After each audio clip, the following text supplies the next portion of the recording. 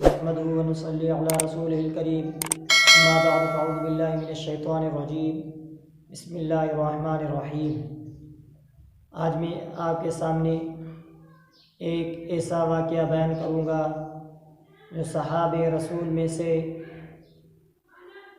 اس صحابی کا جس صحابی کے بارے میں، اس کے حسن کے بارے میں، اس کے ایمان کے بارے میں آپ علیہ الصلاۃ والسلام نے خود نے تعریف کی۔ جب اللہ کے رسول کی اس صحابی پر نظر پڑی، اس وقت اللہ کے رسول نے اللہ تبارک و تعالیٰ سے یہ دعا مانگی، یا اللہ یہ اتنا حسین چہرہ، اتنا خوبصورت چہرہ، اس کو ایمان کی دولت سے نوازا جائے، یا اللہ یہ میری دعا قبول کی جائے۔ تو اللہ تبارک و تعالیٰ نے آپ علیہ الصلاۃ والسلام کی وہ دعا قبول کی۔ وہ صحابی رسول جس کا نام دحیۃ کلبی تھا، اس کے حسن کے بارے میں آتا ہے، جب وہ صحابی رسول ایمان سے پہلے بھی جب کسی راستے سے جاتا ہے، عورتیں چھپ کے اس کو دیکھتی کہ یہ اتنا حسین و جمیل صحابی تھا، تو اس کے لیے آپ علیہ الصلاۃ والسلام نے اللہ سے دعا مانگی۔ جب اللہ کے رسول نے اس کو دیکھا، دیکھنے کے بعد پہلی رات میں اس کے لیے دعا کی، اللہ تبارک و تعالیٰ نے دحیۃ الکلبی کے بارے میں اس کی دعا قبول فرمائی۔ صبح کا وقت ہوا تو اللہ کے رسول کے دربار میں، آپ علیہ الصلاۃ والسلام کے دربار میں دحیۃ کلبی حاضر ہوا۔ دحیۃ کلبی نے کہا، یا رسول اللہ، میں نے ایسے اگر میں اسلام میں داخل ہو جاؤں تو کیا یہ میرے گناہ معاف کیے جائیں گے؟ تو اللہ کے رسول نے فرمایا کفر والی حالت کے وہ سب کے سب گناہ جو آپ نے کیے تھے، وہ سب کے سب اللہ تبارک و تعالیٰ معاف فرما دیتے ہیں۔ کہ آپ علیہ الصلاۃ والسلام کو دحیۃ کلبی نے فرمایا، یا رسول اللہ میرا ایک ایسا گناہ ہے، لیکن ایک ایسا گناہ ہے جو اللہ تبارک و تعالیٰ میرا معاف کرے گا یا نہیں؟ تو آپ علیہ الصلاۃ والسلام نے فرمایا، کیا آپ کا کون سا گناہ ہے؟ اس 7 آسمان 7 زمینوں سے بھی زیادہ ہے یا اللہ کی رحمت سے بھی زیادہ ہے؟ تو دحیۃ کلبی نے فرمایا، ہاں میرا گناہ اس 7 آسمانوں اور 7 زمینوں سے بھی زیادہ ہے، اتنا بڑا گناہ ہے۔ دحیۃ کلبی نے فرمایا، میں اپنے علاقوں کا سردار تھا، کچھ کام کی وجہ سے مجھے دوسرے ملک میں جانا پڑا۔ جس وقت میں جا رہا تھا اس وقت میری بیوی حاملہ تھی، اس کے پیٹ میں بچہ تھا، تو میں نے اپنی بیوی کو یہ نصیحت کی، اگر بچی پیدا ہو جائے تو اس کو زندہ دفن کر دو، اگر بیٹا پیدا ہو جائے تو اس کو رکھ لینا۔ اتفاق سے میں 3-4 سال 5 ممالک کے دوسرے ممالک میں گئے، کمانے کی صورت میں یا کسی کام کی صورت میں گئے۔ جب واپس آیا 3-4-5 سال کے بعد جب واپس آیا تو جب میں اپنے گھر کے دروازے کو کھٹکھٹایا تو اندر سے آواز آئی، کون؟ تو میں نے کہا، میں گھر کا مالک۔ تو اس چھوٹی بچی نے دروازہ کھولا اور میں نے پوچھا، آپ کون؟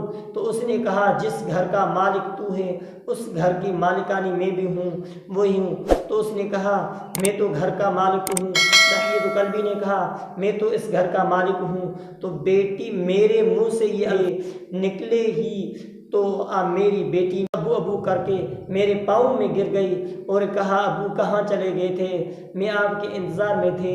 کہاں چلے گئے تھے؟ میں آپ کے انتظار میں تھی۔ اتنے دنوں کے بعد آپ کا پہلی مرتبہ دیدار ہوا، لیکن میں نے اسی وقت جس وقت اس نے کہا کہ میں اس گھر کی مالکہ ہوں، تو میں نے اسی وقت فوراً اس کو دھکا دیا، میری بیٹی دور گر گئی۔ اور اس کے بعد جب میں گھر گیا، گھر پہنچا، دروازے کھولنے کے بعد جب میں اپنے اندر کمرے میں گھر پہ پہنچا تو میں نے بیوی سے پوچھا، یہ کون ہے؟ تو بیوی نے کہا، یہ وہی بیٹی ہے، آپ کی بیٹی ہے جو جس وقت آپ یہاں سے چلے گئے تھے، سفر میں چلے گئے تھے، تو آپ نے کہا اگر بچہ پیدا ہو جائے تو اس کو رکھ لینا، بیٹی پیدا ہو جائے تو اس کو دفع کر لینا، لیکن میرے دل نے نہیں کہا، اپنی اس حسین جمیل بیٹی کو دفن کروں؟ میں یہ نہیں کر سکتی، اس وجہ سے یہ آپ کی بیٹی ہے، آپ کی وہی بیٹی جو آپ چھوڑ کر چلے گئے تھے، آپ کی بیٹی ہے۔ لیکن دحیۃ کلبی نے غصے سے بھرا ہوا اس نے کہا، اپنی بیوی کو بھی مارا۔ دحیۃ کلبی نے کہا اس بیٹی کو تیار کر، اور تیار کیا، کھڑے کھولنے کے لیے اوزار بھی اٹھایا۔ تو دحیۃ کلبی نے اپنی بیٹی کو ساتھ لے کر دروازے سے باہر نکلا۔ بیٹی نے کہا، ابو مجھے کہاں لے کے جا رہے ہو؟ کیا مجھے کھلو رہے ہو؟ کیا مجھے اپنے نانا کے گھر ملانے کے لیے لے رہے ہو؟ لیکن اس نے بیٹی باتیں کرتی رہی، لیکن میں نے ایک بھی اس کے سوال کا جواب نہیں دیا۔ اس کے بعد میں ایک بیابان جنگل میں پہنچا تو مجھے بیٹی نے کہا، ابو یہاں تو نانا کا گھر، یہاں تو کوئی نانوں والوں کا کوئی راستہ بھی نہیں ہے، آپ مجھے کہاں لے جا رہے ہو؟ لیکن اس بیابان جنگل میں نے اپنی بیٹی کو ایک جگہ پہ قبر کھودنے کے بعد جب مجھے پسینہ آ رہا تھا تو بیٹی نے اپنا دوپٹہ جسم پہ جو پسینہ تھا اس کو صاف کر رہی تھی۔ اس ریت والی زمین پہ جو میرے جسم پہ ریت لگی رہی تھی اس کو ایسے صاف کر رہی تھی۔ اس دوپٹے سے میرے چہرے پہ، میرے جسم پہ جو ریت لگی تھی، جو پسینہ تھا اس کو صاف کر رہی تھی۔ مجھے کہا، ابو اب آ جاؤ درخت کے نیچے سائے میں بیٹھے، ابو آپ آ جائیں درخت کے نیچے سائے میں بیٹھے۔ لیکن میں نے بیٹی کی تو ایک بھی بات نہیں مانی۔ اس کے باوجود جب میں نے گڑھا کھود دیا اور بیٹی آئی صاف کرنے کے لیے تو میں نے اس کو دھکا دیا، وہ سیدھا گڑھے میں گری۔ جب اس گڑھے میں گری تو میں نے اس کے اوپر ریت ڈالنا شروع کی، وہ مٹی ڈالنا شروع کی۔ بیٹی کہہ رہی تھی، ابو مجھے کھلونا نہیں چاہیے، ابو مجھے نانوں والوں کے گھر نہیں جانا ہے، مجھے کھلونا نہیں چاہیے، مجھے آپ سے نہیں ملنا ہے، مجھے چھوڑو۔ اگر میں آپ کو پسند نہیں ہوں تو مجھے چھوڑو، آپ مجھے گھر بھی نہیں لے کے جانا، امی سے بھی نہیں ملانا، لیکن مجھے چھوڑو، میں اسی جنگل میں اپنی زندگی گزاروں گی، لیکن مجھے دفن نہیں کرنا۔ لیکن مجھے ایک سیکنڈ کے لیے بھی مجھے رحم نہیں آیا۔ میں اس کے اوپر مٹی ڈالتے رہے حتیٰ کہ حجرہ گردن تک مٹی پہنچنے کے بعد میری بیٹی نے کہا، وہ محمد کب آخری نبی کب آئے گا، کب پیدا ہوگا جو اس زندہ دفن کردہ بیٹیوں کی پالنا کرے گا۔ لیکن وہ پکارتی رہی۔ جب یہ الفاظ کہے پھر بھی مجھے رحم نہیں آیا، میں نے اس کو زندہ دفن کر دیا۔ آپ کیا یہ میرا گناہ معاف ہو جائے گا یا نہیں؟ ایک بار میں نے سنایا، میری آنکھوں سے آنسو بہہ رہے تھے اور آپ علیہ الصلوۃ والسلام زارو زار رو رہے تھے، اور صحابہ رضی اللہ تعالی مجمعین کی پوری مجلس بھی رو رہی تھی، اور سارے مجلس والوں کے آنکھوں سے آنسو آ رہے تھے، لیکن آپ علیہ الصلوۃ والسلام کی داڑھی مبارک تر ہو گئی۔ اور آپ علیہ الصلوۃ والسلام نے فرمایا، اے دحیۃ الکلبی دوسری مرتبہ سناؤ۔ دوسری مرتبہ سنایا یہ واقعہ۔ تیسری مرتبہ آپ علیہ الصلوۃ والسلام نے فرمایا، اے دحیہ تیسرا مرتبہ سناؤ۔ جب تیسری مرتبہ سنایا تو صحابہ رضی اللہ عنہم مجمعین نے فرمایا، اے دحیہ رک جا، کیا آپ علیہ الصلوۃ والسلام کو اتنی تکلیف دے رہے ہیں؟ نہیں، آگے نہیں۔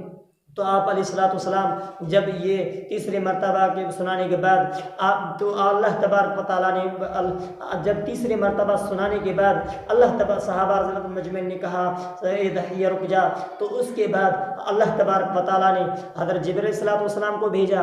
اب وہ کہا، جا اے جبرائیل جا، آپ علیہ الصلوۃ والسلام کو میرے سلام کہا، اور اس کے بعد اس کے لیے کہا، جو آپ نے کفر والی حالت میں جو بھی اعمال کیے، جتنے بھی گناہ کیے، اللہ تبارک و تعالیٰ نے وہ سب کے سب ختم کر دیے۔ وہ تو کفر والی حالت کے تھے، ابھی جو آپ نے زندگی یعنی وحدہ لا شریک لہ، اللہ کو اکیلا مانا اور آپ علیہ الصلوۃ والسلام کو آخری نبی مانا، تو آپ نے جو ابھی کلمہ پڑھ کر نئے مسلمان ہونے کے بعد آپ ابھی آپ ایسے ہو گئے ہو جیسے ماں کے پیٹ سے بچہ پیدا ہوتا ہے بغیر کسی گناہ کے، نہ اس کے ذمہ کوئی گناہ ہوتا ہے نہ اس کے ذمہ کوئی نیکی، لیکن آپ ابھی معصوم بن چکے ہو، آپ کے ذمہ کوئی بھی گناہ نہیں۔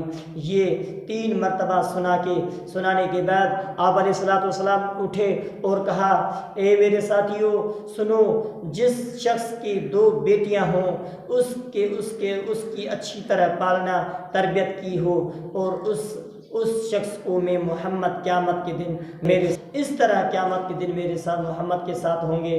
جس کی 3 بیٹیاں ہوں اس کی تعلیم اور تربیت اچھی کی ہو تو وہ بھی اس طرح ہوں گے، جس کی 4 بیٹیاں ہوں وہ بھی اس طرح۔ تو ایک شخص اٹھا، یا رسول اللہ جس کی 1 بیٹی ہو، تو آپ علیہ الصلوۃ والسلام فرمایا جس کی 1 بیٹی ہو وہ محمد کے ساتھ وہ بھی ایسے اٹھیں گے، اس کی تربیت اچھی کی ہو، اس کو دینی تعلیم سکھائی ہو تو وہ بھی قیامت کے دن محمد کے ساتھ ایسے اٹھیں گے۔ تو یہ آنسو بہانے والا واقعہ صحابہ رسول دحیۃ قلبی کا تھا۔